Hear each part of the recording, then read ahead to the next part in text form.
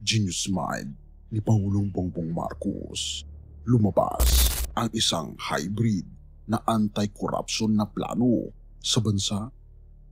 Matagal na ba itong plinano at ano ang kinalaman ng ideya ng blueprint ng pinaka-successful na anti-corruption model sa buong mundo? Ano itong Burkina Faso's anti-corruption model? Na ito ba ang blueprint ni Pangulong Bongbong Marcos?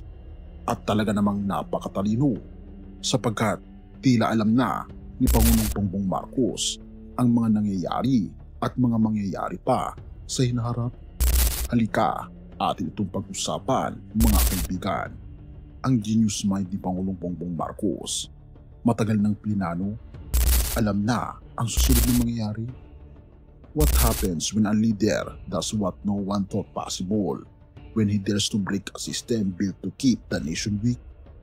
Sa Africa, ginawa ito ni Captain Ibrahim Traore ng Burkina Faso. Pero teka, parang may gumagawa nito ngayon dito sa Pilipinas. Hindi mo ba napapansin? Halika, atin itong tignan. The first trap. Hinayaan muna ang kaguluhan. Burkina Faso was once a country swallowed by corruption.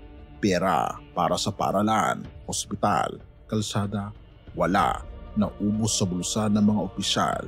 Ito na yata ang pinakamalalang mga ghost projects sa West Africa. At ang ginawa ni Traore, hindi siya nagsimula ng maliit. Tinira niya agad ang mga pinakamakapangyarihang tao. Pero hindi lang para hulihin, kundi para gisingin ang bayan. Walang sino man ang mas mataas sa batas. Ngayon, tingnan natin ang Pilipinas. Nang sumabog ang flood control anomaly, tahimik sa Pangulong Bongbong Marcos. Pero bakit hindi siya nagmadali? Dahil alam niya kung tatakpan niya ito, mananatili ang sistema. Hinayaan niyang lumabas ang dumi para pag nilinis niya, wala nang makakapigil. Dito pumapasok ang genius move. Katulad ni Traore na nagpa-audit ng buong gobyerno, pinahinto ni Pangulong Bongbong Marcos ang 2026 flood control budget pero hindi para pabayaan ang binabahang Pilipino. Ginawa niya ito para putulin muna ang tubo ng korupsyon bago pa ulit mabutas ang kaba ng bayan. Therefore, hindi lang investigasyon ang ginagawa niya, binubuo niya ang isang hybrid at bagong sistema na anti-corruption system ng bansa. Looping back, bakit parang ngayon lang lumalabas ang lahat? Noong Pinoy at PDAF, nagalit ang taong bayan.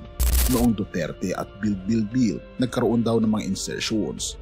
Ngayon, lahat lumabas sa ilalim ni Marcos. Pero hindi dahil sa malala ngayon, kundi dahil mas handa siyang harapin ito. Katulad ng ginawa ni Traore, PBBM is using the scandal as leverage. Kasi kapag sabay-sabay mong binunot ang ugat ng korupsyon, kahit sino matatalo, pero ang bansa ang panalo. At dito papasok ang tila hybrid model ng anti-corruption system ni Pangulong Bongbong Marcos. Katulad ni Traore, nirecover niya ang stolen gold revenues at dinirect ito sa paaralan, ospital at seguridad. Ang ginagawa naman ni Pangulong Bongbong Marcos sa bersyon ng Pilipinas ay una, digital salin plus beneficial ownership registry para wala ng tagu-taguan. Pangalawa, live project map para kita mo kung nasaan ang pera ng bayan, kung tapos ba ang proyekto o ghost project lang. Pangatlo, automatic audit at case referral para sa loob ng 19 na araw, nasa korte na ang kaso, hindi sa drawer. Pang-apat, blacklist at asset recovery para ang perang ninakaw ibalik sa proyekto, hindi lang headline sa balita. Therefore, hindi lang siya naglilinis ng baha, nililinis niya ang mismong ugat ng katiwalian na nagdulot ng baha sa kaba ng bayan. At dito papasok ang totoong twist. Katulad ng Burkina Faso, may mga tatamaan. Sa Africa, may mga general na natanggal, ministro na kinulong, foreign powers na nainis. Sa Pilipinas, sigurado, ganun din. May mga matatanggal sa pwesto, may mga kontraktor na makukulong, mga ministro na makukulong, mga politiko na siguradong mawawalan ng proteksyon at sila rin ay makukulong. Pero ito ang genius move. PBBM is ready to absorb the political cost. Kasi kung hindi ngayon, kailan pa? Kung hindi siya, sino pa? Alam ni Pangulong Bongbong Marcos ang consequence nito. Pero para sa bayan, para sa ikabubuti ng ating bansa, gagawin niya ang lahat, anuman ang mangyari. Naalala mo ang opening line, "What happens when a leader does what no one thought possible?" Ang sagot, nasisira ang status quo. Nagagalit ang mga sanay sa sistema, pero therefore, napipilitan ang buong bansa na pumili. Ang tanong kaibigan, mananatili ba tayo sa luma o tataya tayo sa bago? Matagal ng plinano, alam na ang susunod na mangyayari, hindi natin ito sigurado. Pero kung hindi mo pa nakikita, just wait. Kapag umandar ang digital reforms at bumalik ang pera sa tama, doon mo makikita ang tunay na plot twist. Ang leader sa katauhan ni Pangulong Bongbong Marcos ay gagawa ng matapang na paglilinis sa gobyerno. Sa lahat ng ito, hindi lang tungkol sa politika ang kwento kaibigan. Sa Biblia, isinulat ni Propeta Isaias, Isaiah 9 verse 6, ang pamahalaan ay ipapasan sa kanyang balikat at siya'y tatawaging kamangamanghang tagapayo, makapangyarihang Diyos, walang hanggang Ama, prinsipe ng kapayapaan. Katulad ng pangako sa Isaias, ang tunay na pag-asa ng bayan ay nasa makatarungang pamumuno at tunay na kapayapaan. Kung ang leader ay magtatag ng sistemang matuwid, masusundan nito ang disenyo ng ating Panginoong Diyos para sa isang bansang may pag-asa. Therefore, ang laban kontra korupsyon ay hindi lang laban ng tao. Ito ay panawagan sa atin na lumapit sa ating Panginoong Diyos at maniwala na may plano siya para sa bansa.